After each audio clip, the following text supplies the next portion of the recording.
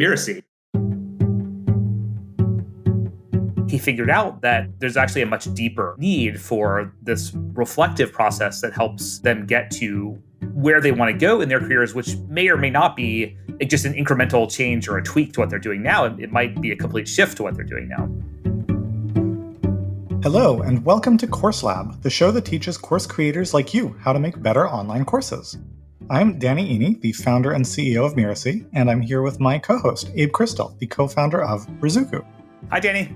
In each episode of Course Lab, we showcase a course and course creator who is doing something interesting with their course, either in terms of the business model or the architecture. Today, we welcome guest Jeff Perry to the show. Jeff is a career and leadership coach whose primary focus is supporting engineers. Jeff, thanks for coming on. Thanks for having me. So let's start at just 30,000 feet. Tell us about who you are and what you do and how you came to online courses in the first place. Yeah, very good. So, put very succinctly, I help purpose-driven engineers and technical professionals make intentional career transitions that are in line with their purpose and passions, while also helping them to grow and develop in their professional and personal lives. So that's kind of what I do now, but long story short, I have an engineering background with multiple different types of engineering, from manufacturing and mechanical and software, and interacting with civil engineers and things too, and leadership opportunities. But a few years ago, I got into mindset and personal development and culture work, and it sort of just lit me up as far as the impact that I could have on an individual or a group of people in their personal lives, not just building a technology. And so I like to say that I went from developing products to developing people in what I do now. Cool. And how did you go from that coaching to online courses? Yeah, so it was a big piece. So I started doing some coaching more like really custom with some people when I first started out, but recognized that I wanted to be able to bring in multiple people or have some pieces that maybe could leverage my time or very common issues that multiple people were dealing with. And so in the fall of 2020, I piloted my first career coaching group, had a small group that I worked through, and then I turned that into an online course plus some other things I'm doing now. Cool. So tell us about the course. If I'm your target customer who is, I guess, a mid-level engineer, and I take the course, what am I paying? What am I experiencing? What am I getting? Tell us all about that. Yeah, so there's a lot of different pieces. So the course itself, I call it the Engineering Career Accelerator.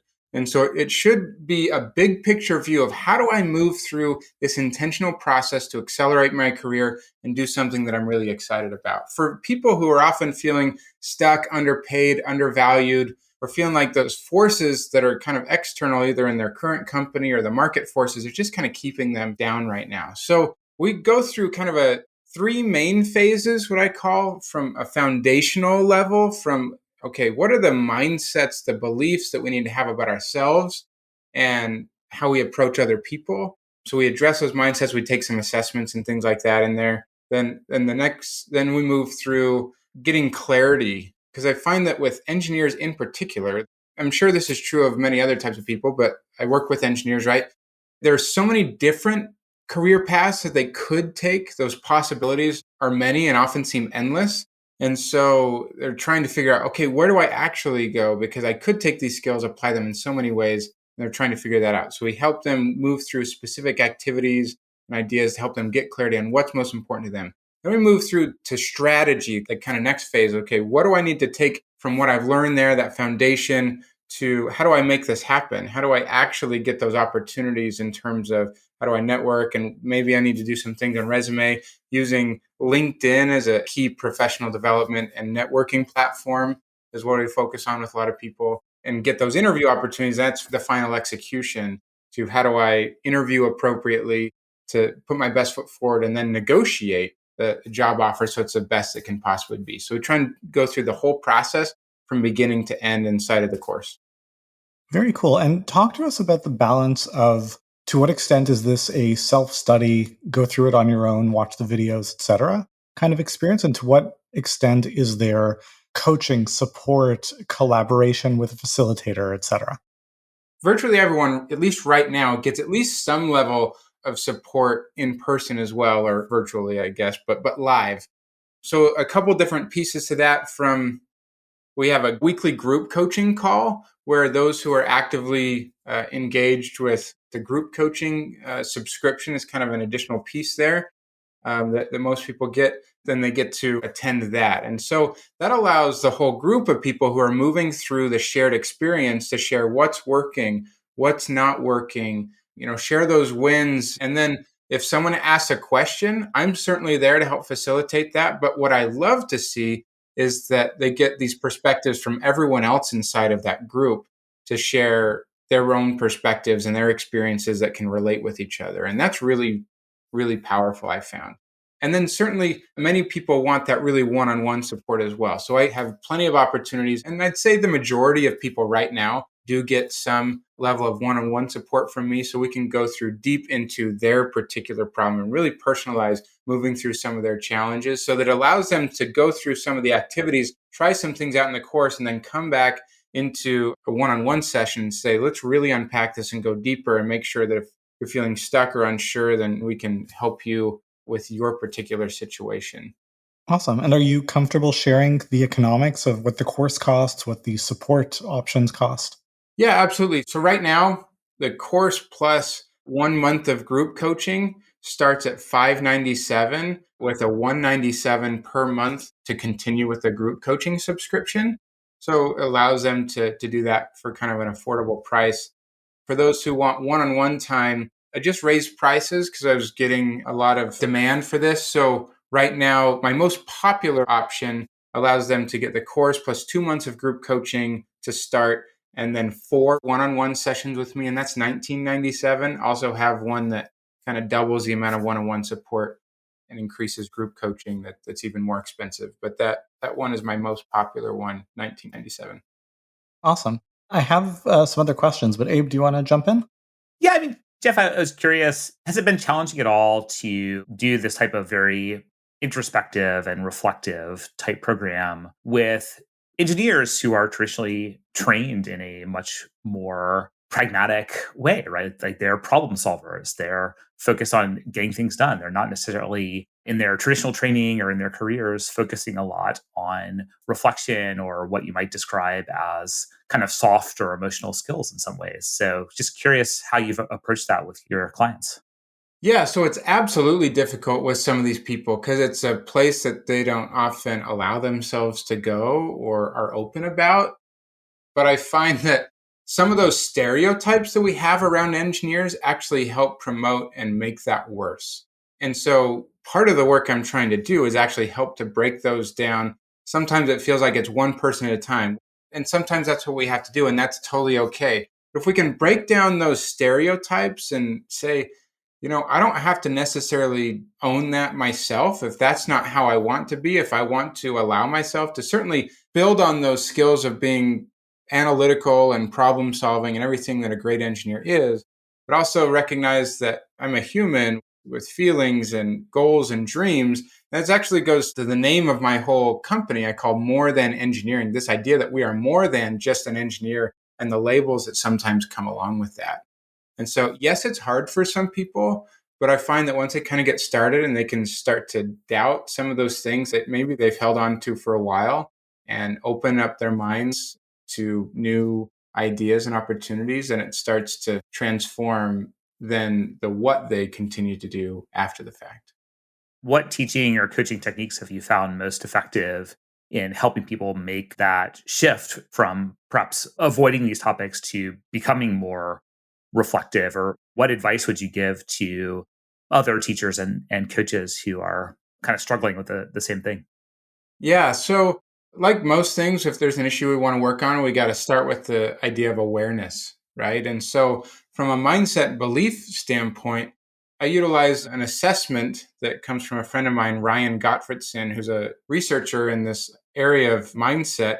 And he's actually created an assessment on 4 different mindset continuums. One that most people are probably familiar with is the growth versus the fixed mindset, but there's 3 others that also kind of provides an idea and awareness of, okay, where am I at in these things? And some of those mindsets interrelate, but it also allows us to see, hey, there's some distinct areas, maybe some that I might be strong and some that I have large opportunities to improve and change. And then that allows just that openness to say, okay, there's an opportunity here for me to work on something, which then gets me curious around, okay, what is that that's driving my negative mindset here that I can take some steps on? So it's, that little bit of awareness and assessment that helps open up the mind to an opportunity to change and grow in a new way.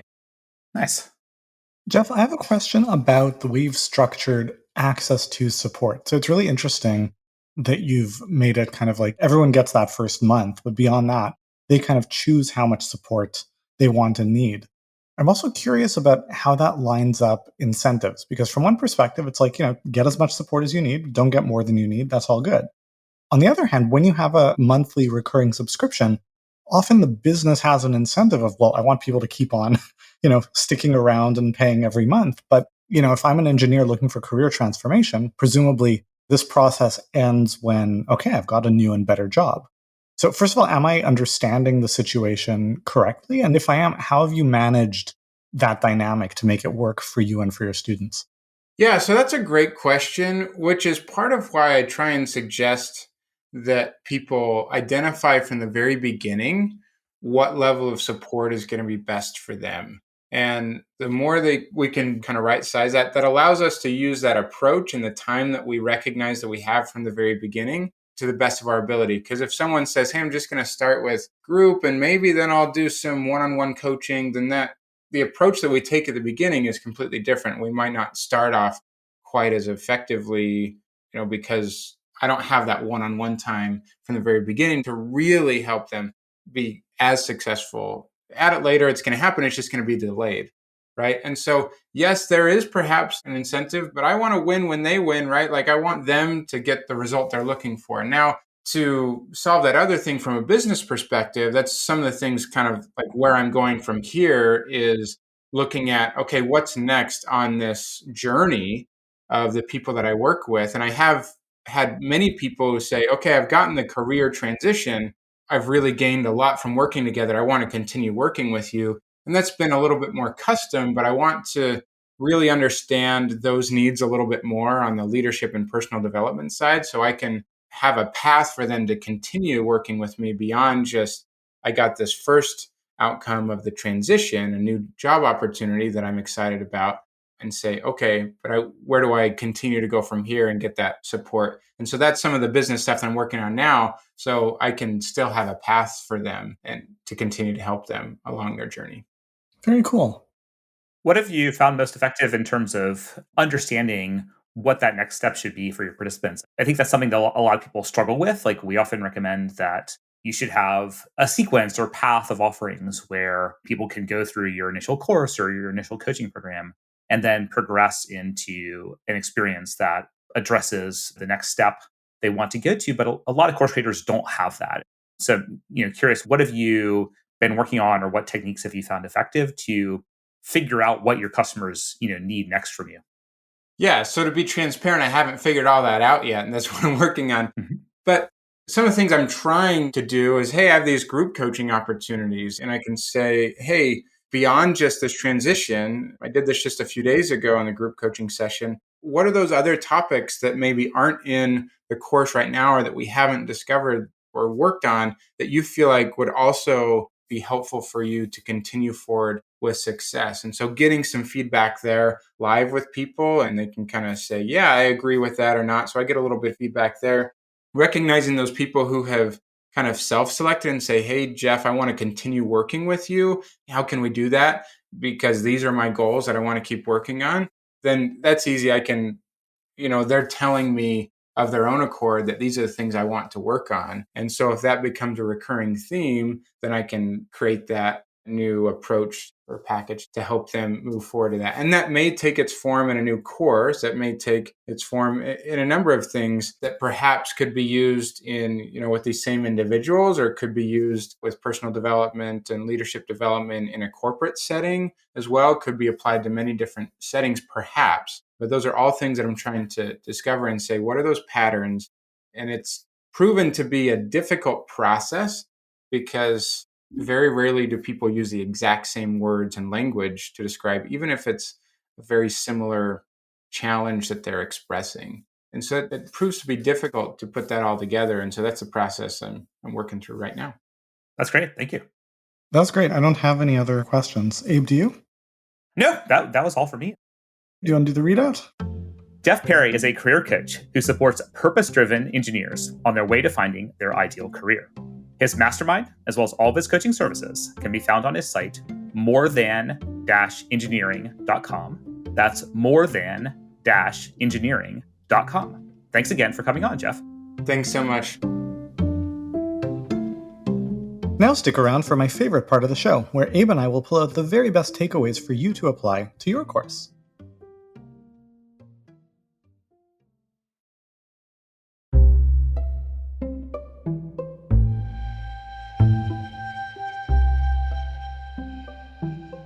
All right, debrief time, Danny. So what was jumping out for you here? A bunch of stuff. I took a lot of notes, but I guess the first thing just to emphasize is that, like many successful courses, Jeff's course came from, an ongoing work with clients that was illustrating a demand for something more leveraged. So he was doing this career coaching group and he was like, oh, I could formalize this. And that process of listening to what it is that people want is ongoing, right? He's going through it right now in terms of, okay, so this is working great. What do they want next? The other thing that jumped out to me that I thought was really cool was the fact that, if you think about the context, Jeff is teaching a lot of somewhat touchy-feely content to very kind of concrete thinking engineers. And so it's really interesting the tools that he's employed to support that educational experience. So the use of assessments, for example, to make the ephemeral more concrete and to create a vocabulary around it. And, the language of test and assess around mental patterns and perspectives, is a very engineering-y perspective for adopting new ideas. Yeah, you have to go where your clients are, right? You can't force them into a mold that's not going to be a fit for them. It was interesting, too, that he figured this out in the first place, right? I think it would have been a temptation to say engineers are nuts and bolts people, and so they just need a nuts and bolts career development course that's about, I don't know what that would include exactly, but, improving your resume and how to get promoted and, how to negotiate a higher salary, right? Like those would be more sort of comfortable, perhaps nuts and bolts topics for engineers looking to improve their careers in some ways. Whereas instead he figured out that there's actually a much deeper need for this reflective process that helps them get to where they want to go in their careers, which may or may not be just an incremental change or a tweak to what they're doing now. It might be a complete shift to what they're doing now. I also like the way Jeff gives his students the option of kind of selecting the level of support that they want.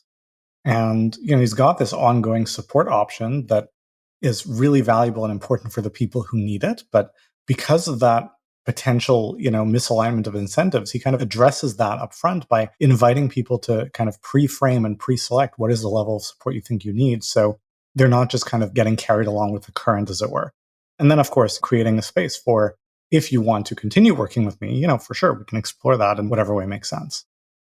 Right. And also fundamentally designing the program and the learning experience around coaching and interaction, right? It seems like he figured out fairly early on that this is not a transformation he could provide to his participants solely through content alone or through content and exercises and activities. Like they need the level of coaching and support he provides to make meaningful progress.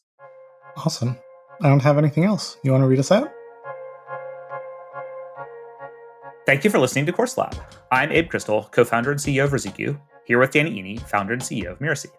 Course Lab is part of the Mirasee FM podcast network, which also includes Just Between Coaches and Making It. This episode of Course Lab was produced by Cynthia Lamb. Jeff Goverton assembled the episode. Danny Iny is our executive producer. Thanks again to Jeff Perry for sharing his engineering career accelerator with us today. You can head on over to morethan-engineering.com to learn more about him and all he's got to offer. Again, that's morethan-engineering.com. To make sure you don't miss the really great episodes coming up on Course Lab, follow us on Apple Podcasts, Spotify, or wherever you're listening right now. And if you like the show, please leave us a starred review. It's the best way to help us get these ideas to more people. Thank you, and we'll see you next time.